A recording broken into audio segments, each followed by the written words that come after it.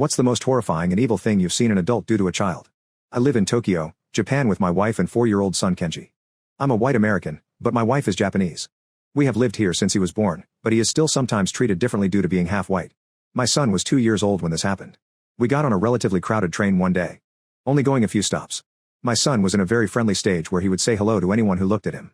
We were standing by the door with my son holding my hand as the train pulled into the next station. 2 businessmen in suits got on the train talking about a meeting they had just gotten out of. They were rather tall and caught my son's eye. He looked up with a big smile on his face and watched them as they spoke. It would seem that being watched by the 2-year-old bothered one of the men, perhaps due to my son being half white. After a minute the businessman looked down at my son. "Konnichiwa," my son said to the man with a smile on his face.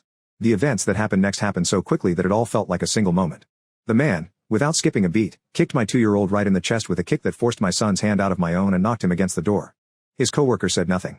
Completely unaware of what had just happened, and as pure as any 2-year-old child would be, my son got up, grabbed my hand, looked at the man again, and tried to smile. It was at this moment that I tried to pick up my son and get away from the man, but before I could do this, the man moved in and kicked my son again with even greater force. The train's door had just opened for the next stop. There was a gap between the train and the platform. My son's leg fell in. He started to scream and panic. Someone pushed the emergency button. People started to scramble to get away from the scene. And then I witnessed true evil. Both the man and his coworker were laughing hysterically at my toddler son stuck between the train and the platform. With the help of a few strangers, my wife and I managed to get our son up and out to safety.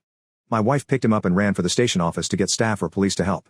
I wanted nothing more than to beat that man within an inch of his life, but I would surely be deported if I did something like that because I was a foreigner. Holding back more rage than any one person should ever have to feel in their life, and honestly in shock about what had just happened, I got off the train and followed my wife and son. We filed a report with the police, but they didn't seem interested in pursuing the case since my son wasn't hurt in a serious way. Now, my sister's brother-in-law owned and operated a chain of bars, and as a result, had a strong relationship with the Yakuza. My marriage had been a bit controversial in some parts of my wife's family because I was a foreigner, but me and my brother-in-law had always got along well and he loved his nephew.